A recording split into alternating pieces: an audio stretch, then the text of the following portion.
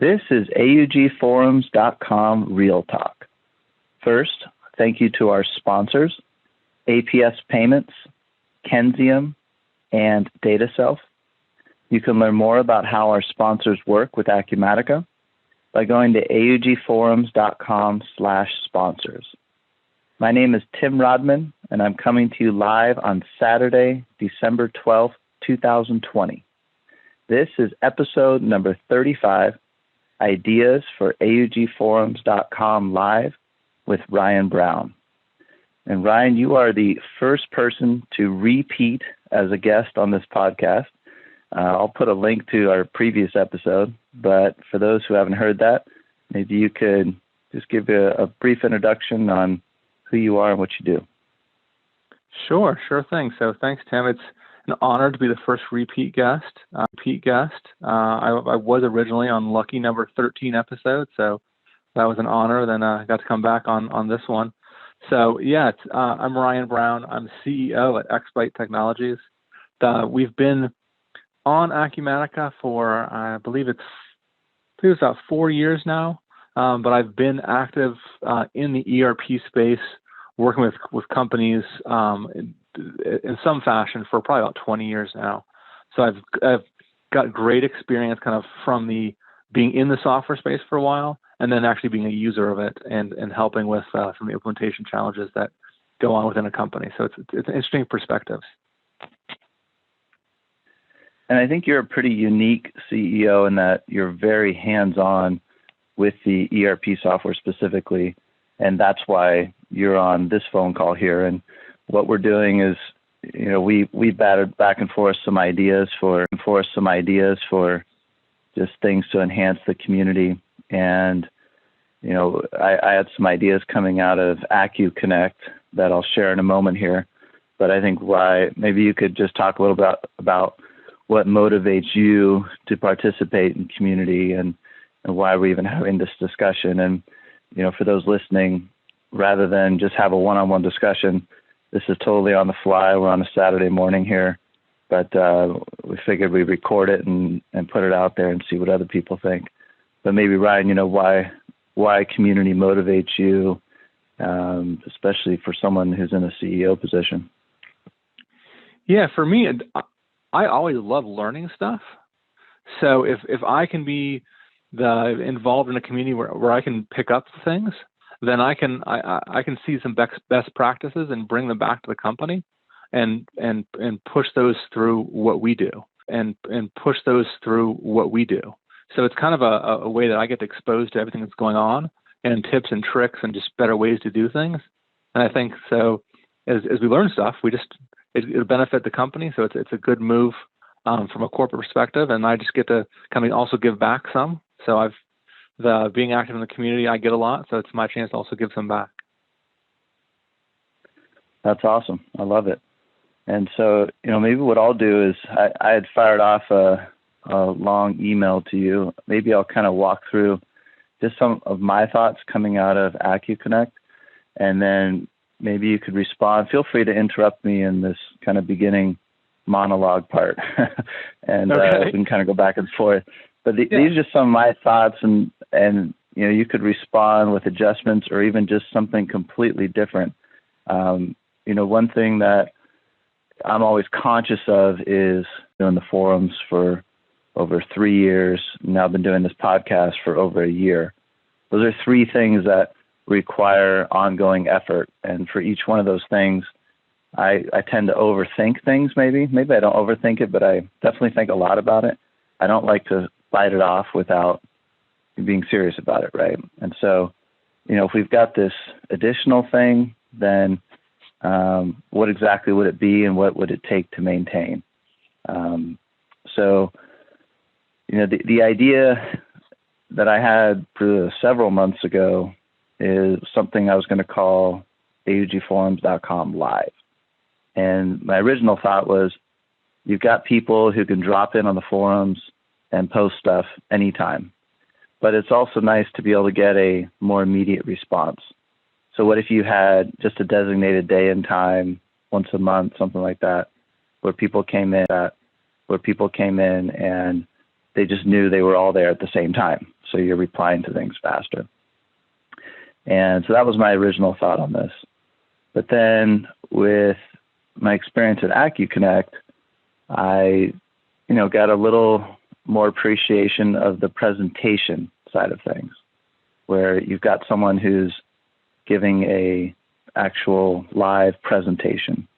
Now, for me at Acuconnect, we've got our setup right now is we've got kids doing online Zoom school. I think you do as well, Ryan, and the internet just not that reliable. So I actually went out to a park and broadcast from the back of a minivan. And with Acuconnect, we had to have our cameras on, so I think that was a little bit weird. But that's not creepy at all. But that my hotspot sadly was more reliable than my home internet connection. But I think there's value in hearing a presentation and not just typing stuff back and forth, right? But then what there also was in Acuconnect is you had a chat window where people could type in there on the chat, and I think there's also value there. And I think it's hard to do a moderated back and forth with someone with a bunch of participants. It's just a lot of work to do that, right? And I think that's another theme that I'm always thinking about is how can we take on something that would be easy to maintain or as easy as possible to maintain. So, that's one of the reasons why with this podcast, I don't do any editing.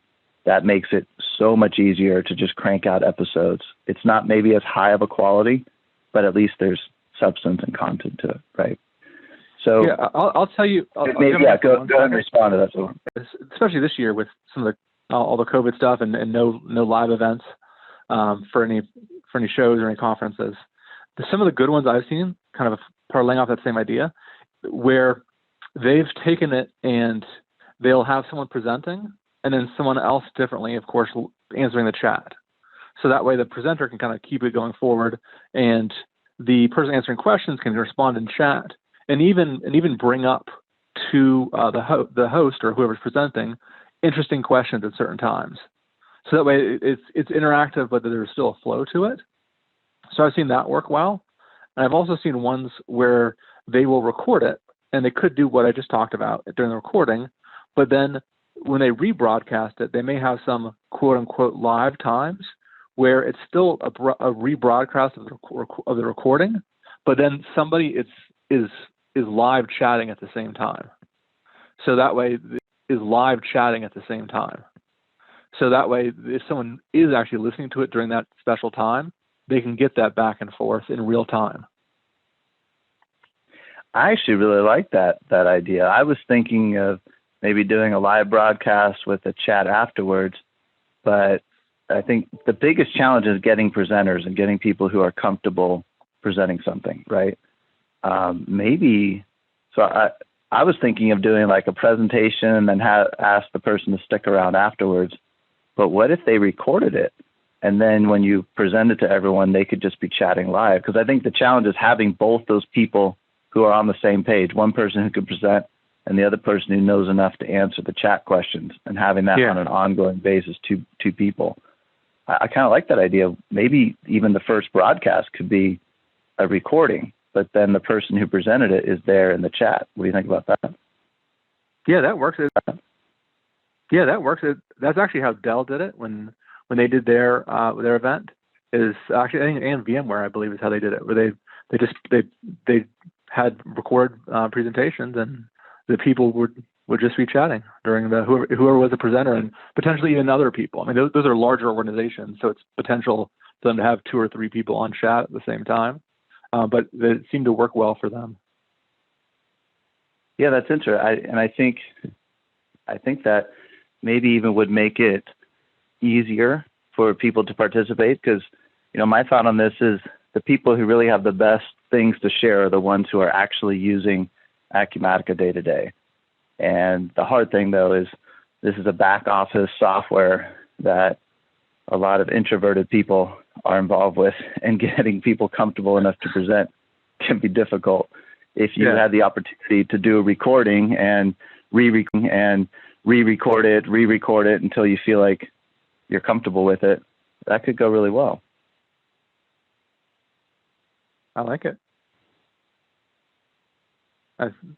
Yeah, for the introverts, I can definitely see and if you're not used to presenting, then the re-recording works, because it takes a lot to get comfortable making a mistake and just keep going with it. So if for those inexperienced with that, it would be a lot better for them to be able to re-record. So then it comes down to, some of the more detailed mechanics of it, that how to actually blast it out. I've been looking into this. There's all sorts of fancy online platforms that you pay a bunch of money for. That's one of the things that was done at Acumatica. They use a platform called Hopin. And, I think the advantages of be the case with any of them is just the fact that it was really an event. And after the event was over, the chat and everything, as far as I know, is not accessible. One thing I've seen that I like is just a YouTube live presentation, because you do it and then it's automatically available afterwards. Do you have any thoughts on specific platforms or how to do it from a technology standpoint? I don't. If it's recorded, then you have options. I don't know in your chat for the forums if it could work in a real-time fashion where you type in a comment and then you can see it while watching like an embedded YouTube video. If that's possible, or just put it out on YouTube and just say, hey, you can see it while watching like an embedded YouTube video. If that's possible, or just put it out on YouTube and just say, hey, we'll be chatting through the YouTube chat. I don't know some of the tech that very well, but I'm just in my head, I'm thinking if there's some way to see the embedded video and then have the chat log just below it that you can interact with it, then you get, if you did it on YouTube, you'd have the persistence of that being around, and anyone who came after the fact could see that. And YouTube is pretty well searched and indexed by Google, of course. So you get that exposure for not only the forums but also whoever's presenting. Yeah, I think there's advantage to both sides. With the YouTube chat, it's live. You get that. You don't have to refresh your screen to see if someone else has replied to something. I think the disadvantage to it is that it's mainly just a chat window. It doesn't handle screenshots and things like that very well.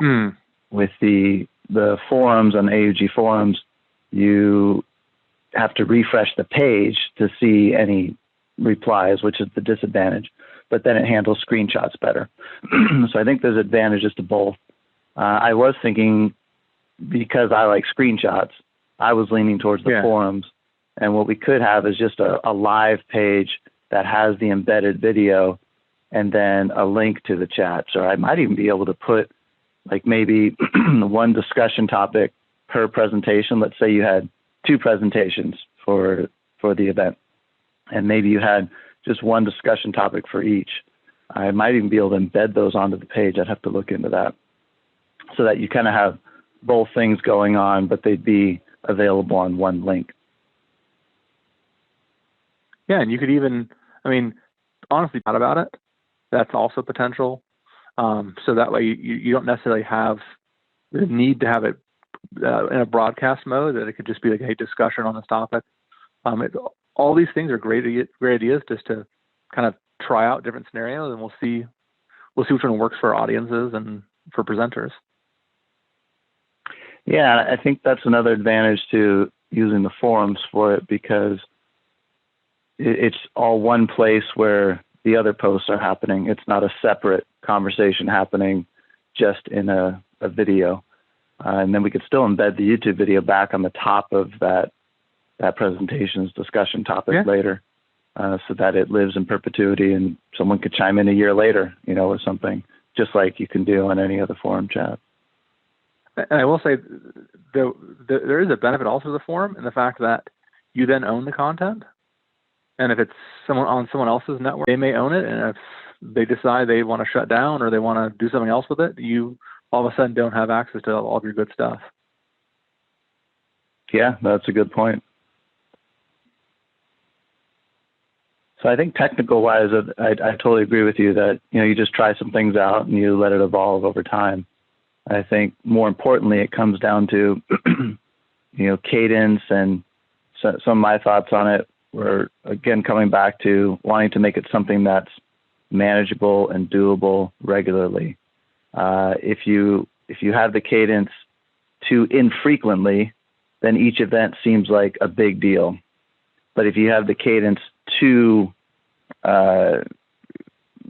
frequently, then it's not manageable either, right? And so finding that balance, and my thought was like once a month, 1 hour a month, and trying to get 2 presentations in, to that hour.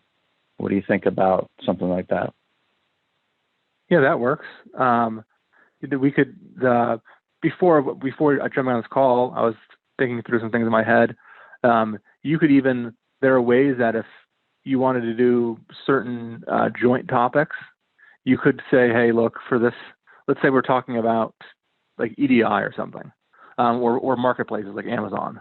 We could have 2 guests lined up for a joint presentation, and kind of getting them to kind of bounce back and forth a little bit. And then even, so if we did that for a half an hour, and then the half hour before we dedicate to one of them, and the half hour after we dedicate to one of them, especially if we're doing the recording of it, then we get to spend an hour with each of these people. It is a 2-hour block, but it's an hour with each of them, and we get 3 presentations out of it that we can either release at the same time or slowly release. Potential. It's not bad. It's 2 hours, but again, you get 3 for that too. We get them, and the interesting banter back and forth on some topics. It'd have to make sense for the topic. I think there's a lot of things that there could be 2 major partners who know about a particular topic, and to have them give their own side of things, it could be beneficial to people just to hear that. So it's not just like a one-sided kind of like a sales pitch by a company, but it's again, I don't know who the top people who give you access to e-commerce. So you have maybe someone from Acumatica, and then you have, I think your sponsor Kenzium's got their connector. So kind of have them talk about the pros and cons of each of them, and kind of how they see each other in the space. You have people who give access to like Amazon or eBay, and you have credit card processing. You have EDI. You have reporting. Several people doing reporting in different ways. So it'd be interesting just to get those each take on things, and then of course give them also a chance to just say their side in a separate piece. I like that idea, and you could combine the recording and the live there, right? You could have the 2 independent recordings already presented, and then you could have the banter be live afterwards.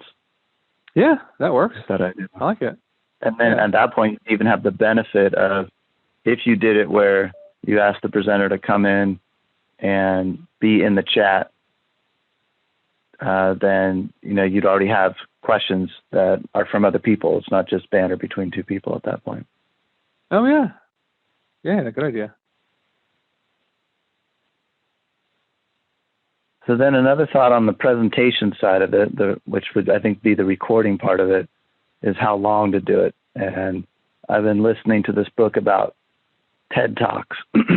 So it's just like presentation tips and tricks for glean from people who have done TED Talks.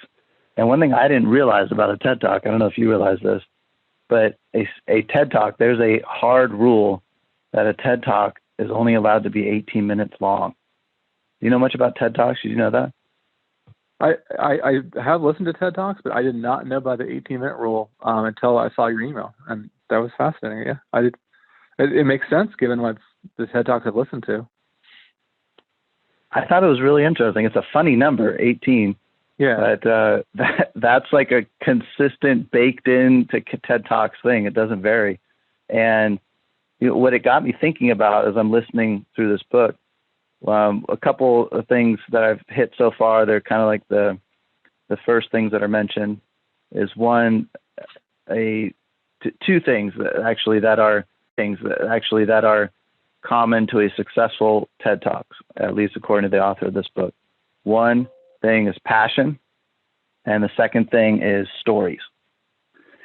And when I think about even in the Acumatica space, typically when you see a presentation, it's very screen sharing heavy. But when I think about the presentations that are most valuable to me, it's really the story, or it's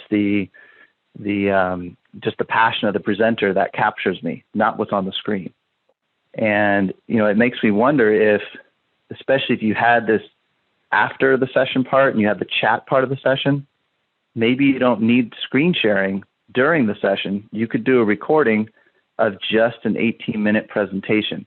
And then if I'm interested in that, then I'm going to be more interested in seeing the details, which could be handled in the discussion part. A lot of work to prepare an environment where you can show something, because a lot of times, especially if you're a customer who's presenting, you can't just show your environment, right? You can't show your data. And preparing that environment to show your screen is a lot of work. And that would avoid that. You wouldn't have to do that. What do you think about that? Yeah, I like it. I was just thinking about it. I'm like, oh yeah, let me show you our P&L. Oh wait, no, we can't. I can't really show you that. Having to like redact your screen and stuff on the fly. But having something like that makes sense. In the shorter time period, and then in the chat afterwards, that from what we talked about already on this call, it makes a lot of sense to have that short 18 minutes. It'll push presenters to also have spend more time finely tuning their message. A lot of times, if you give an hour, then you end up spending more time finely tuning their message. A lot of times, if you give an hour, then you end up spending more time than is necessary on topics. But I think if you said 18 minutes, they're like, all right, hey, me spend just figure out what exactly I want to say and make it fit that 18 minutes. You'll get tighter presentations, better information, and then that chat afterwards.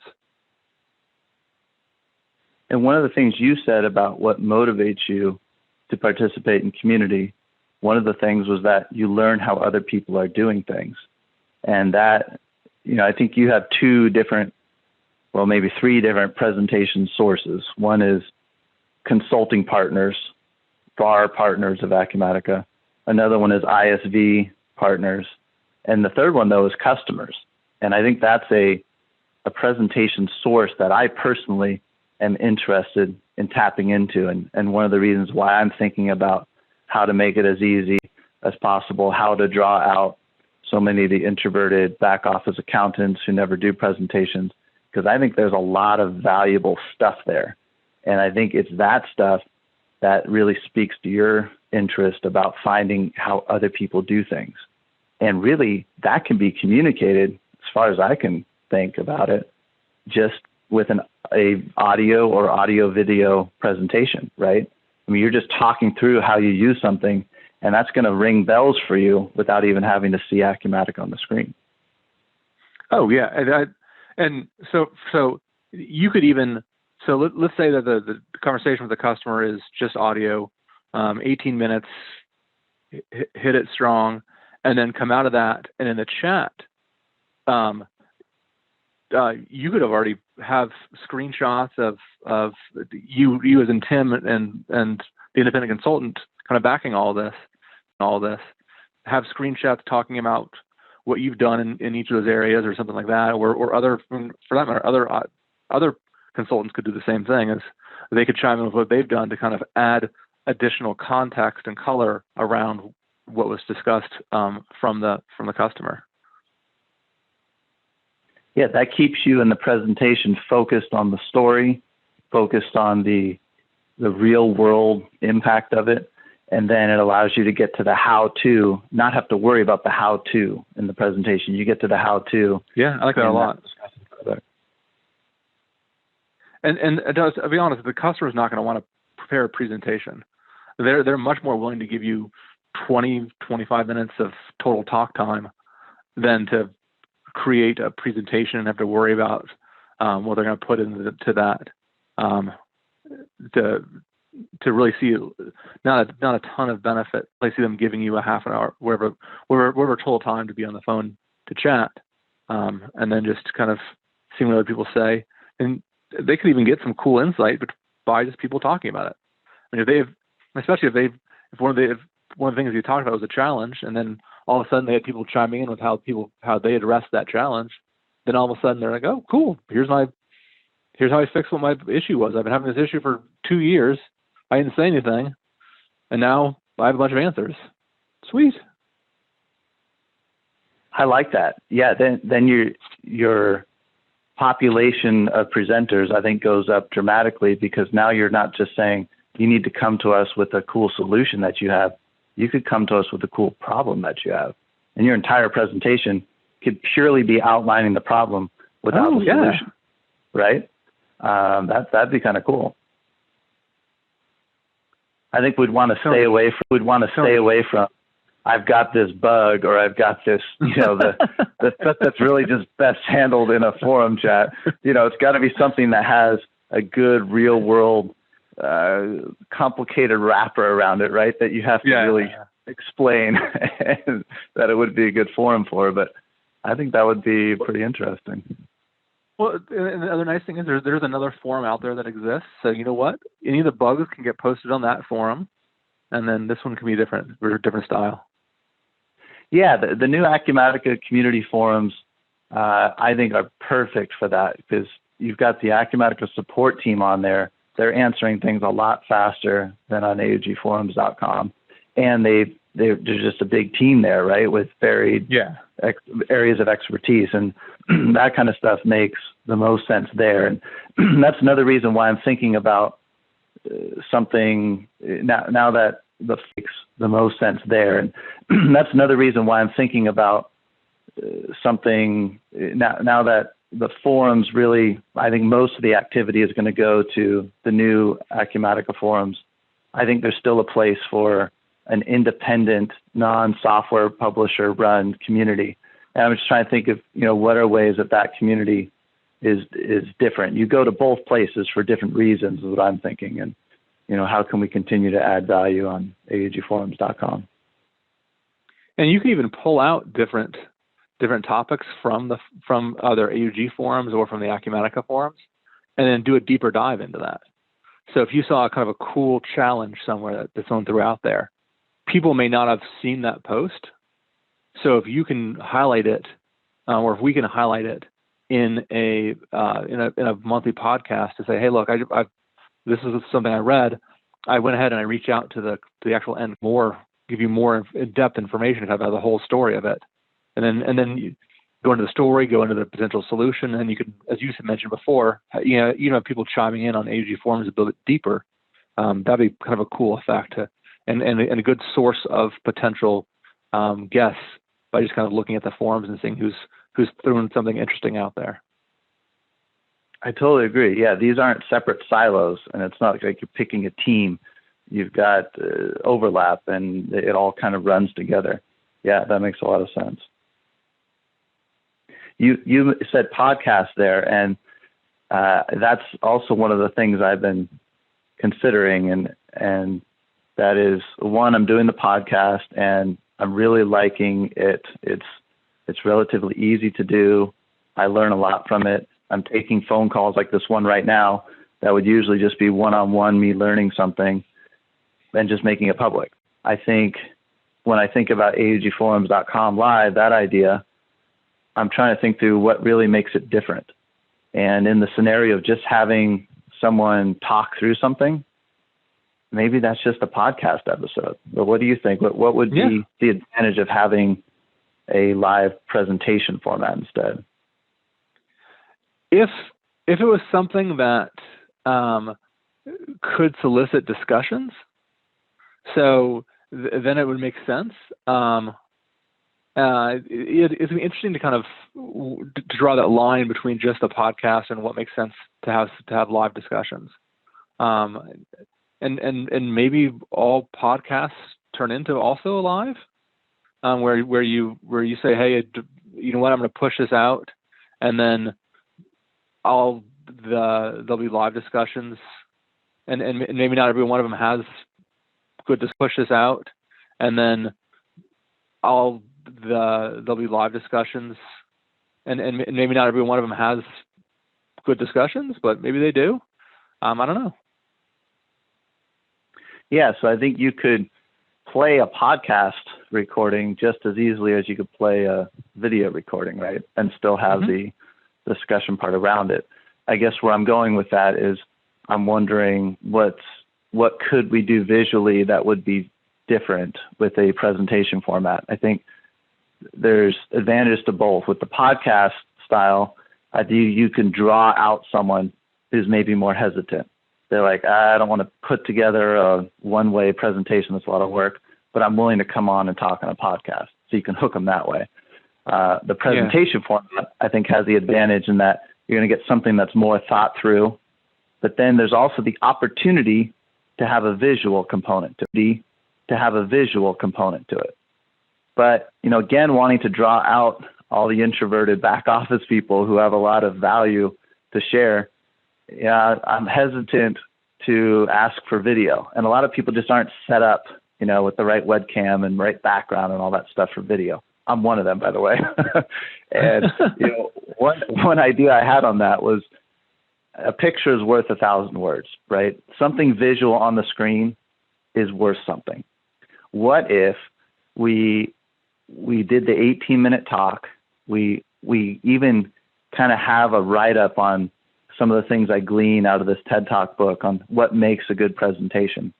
And then we ask the presenter for, I'm going to throw out the number 5, for 5 images. And they don't even have to provide the images. They could just describe the images. And it could be anything that supports your story. It could be a picture of something in their office. Like what I think it's cool when people put dashboards up in their office. I think that's a really cool visual to see. And then we just asked them for 5 images, and we could even do some legwork to grab an image off the internet for something they don't have. And then we could put the PowerPoint presentation together for them, which would be nothing more than 5 images on the slides.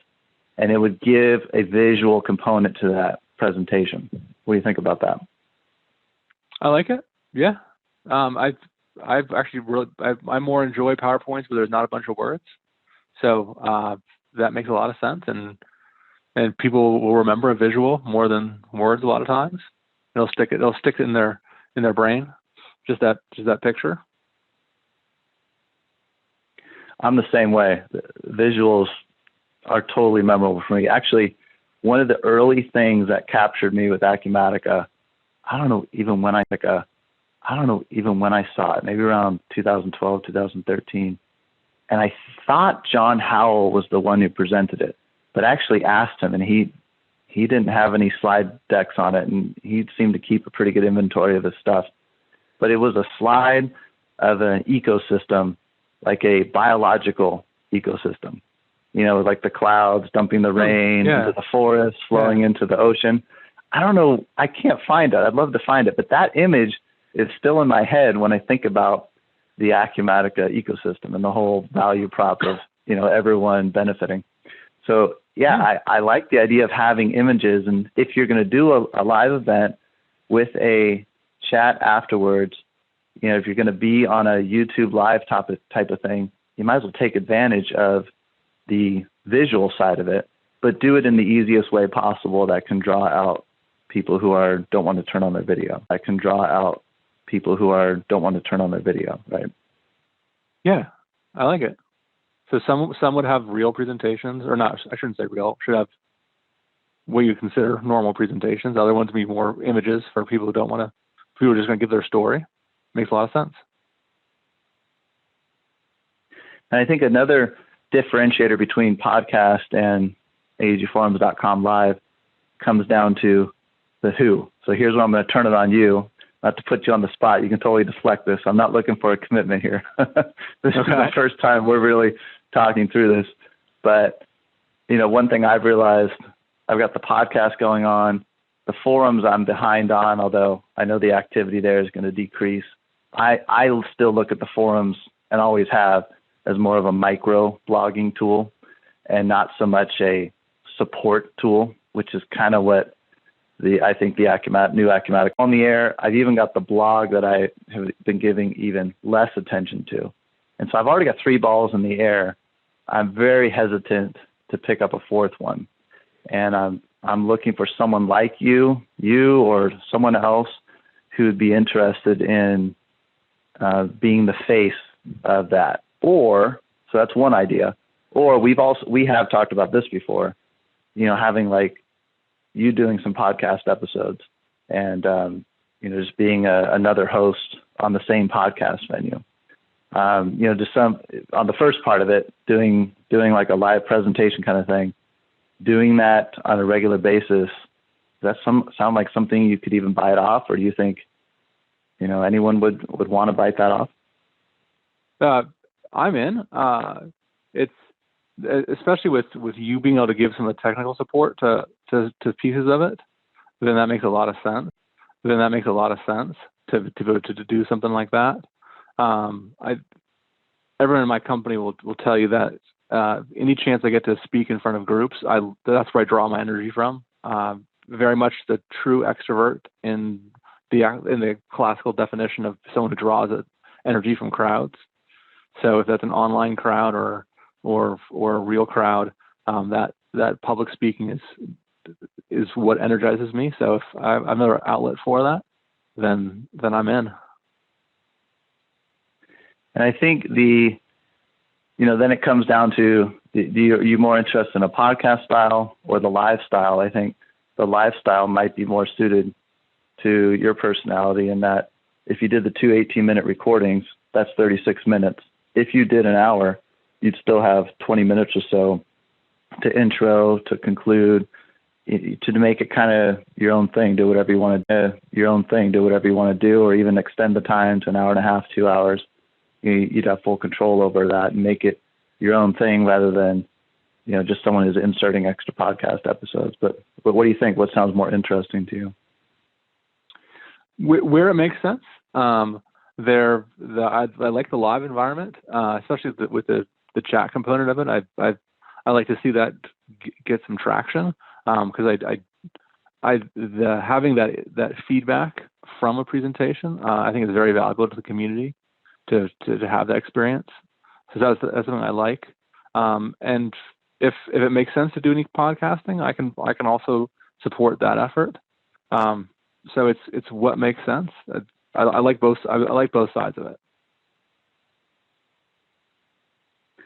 I like it too. And for the podcast, I mean, if there are times where it makes sense to have, like, if you're looking at a podcast guest and you're like, you know what, it'd be good if there was the three of us chatting together, and that could be something where we can kind of get multiple perspectives on things. Like, if we get guests on some, that could work. We can kind of play around with what ends up working. I like that. So further thoughts, since this what is now going to become a podcast episode is really focused on the AUGforums.com live idea. Further thoughts on this, maybe coming back to cadence. I think you don't have to commit even to any cadence up front, right? You could just try one and see how it goes. I think then you come back to length. What sounds more realistic, more appropriate to you? Is an hour too short? Is 2 hours too long? What do you think? I think 1 or 2 a month would be good. I mean, I can give a couple hours a month. That's no problem, or more. And then the hard part is finding presenters.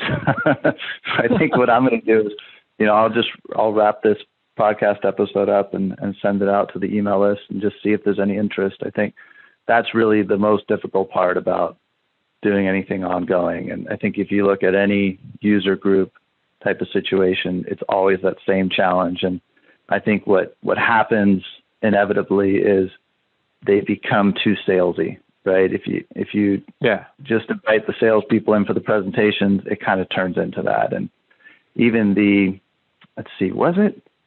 it was actually just in Las Vegas.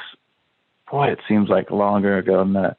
At the past Acumatica Summit in Las Vegas, there was a session on what was called AcumaticaUserGroup.com.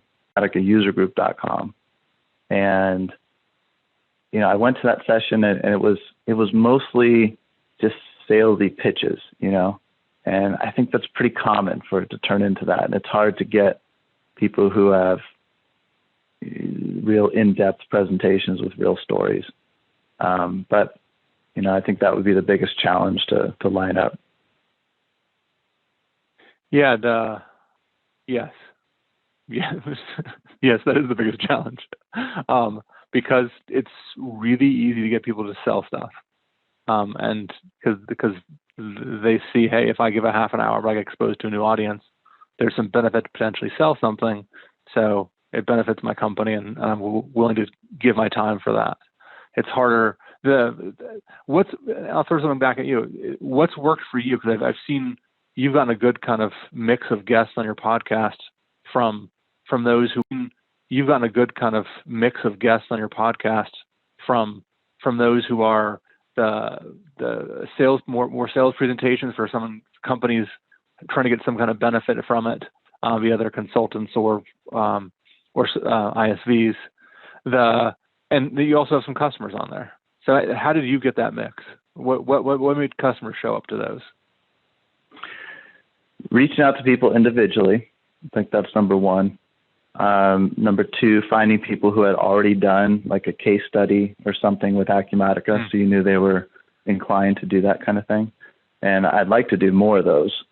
And two, I think, is no prep, in that, hey, I'm just inviting you on to record a conversation and tell your story. So I want to hear your personal background, your personal career background, and then walk me through how the implementation went, just like we did on episode number 13. Yeah. I think you have to find someone who's inclined to want to share their story. But I think you hit on a real key there, finding how other people are solving problems. Maybe even we lead with that when trying to get people for a presentation. Maybe we even try leading off with presentations that are describing a problem that they don't have a great solution to. I don't know, so I'm just trying to think of what would motivate people the most to come on. But I think that no prep is also a big key to it, and why making that presentation format as easy as possible is important. Yeah, I like that a lot. To start off with something like that. It'd be easy to get you talked about the 5 images. Because if someone said, "Hey, here are my problems," and there could be a 5-minute prep where they kind of, before you do the recording, they kind of give you their story and what the problem is, and kind of give you their story and what the problem is, and there could even be then we can go and find the images and display those as they're doing the description of the problem. It could be Acumatica screenshots or whatever it is, screenshots there for the facility or something in the industry, with kind of childhood picture if it needs to. But yeah, that does sound like a good one, because if you're having a problem, you probably have no issue at all jumping on 18 minutes and being like, okay, hey, here's my problem, somebody help me. And if you have an active community who's helping, I could see there being a line of people wanting to talk about their problems for 18 minutes.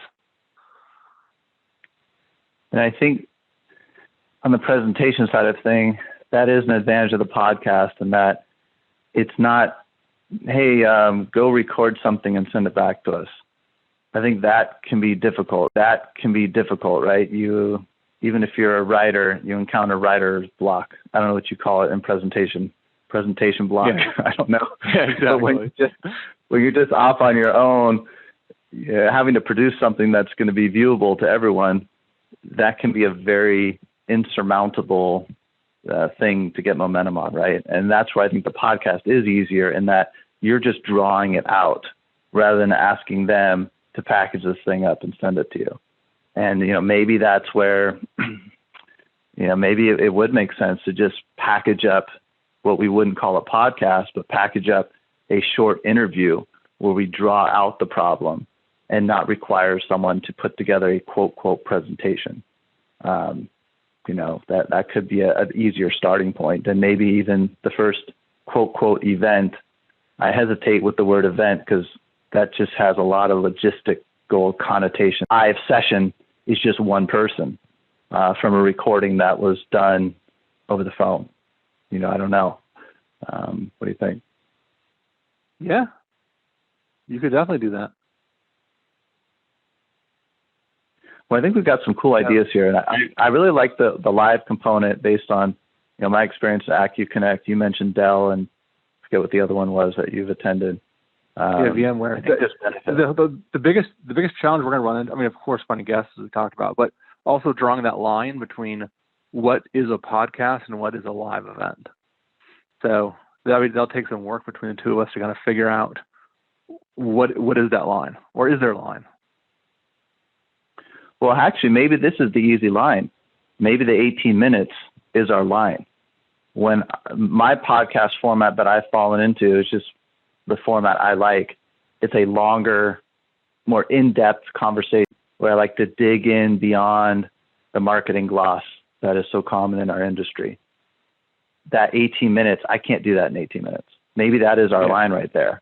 And that we make, if you're going to do something that you want to be live, it's got to be shorter because you're going to have the discussion afterwards. Yeah, they could even play off each other.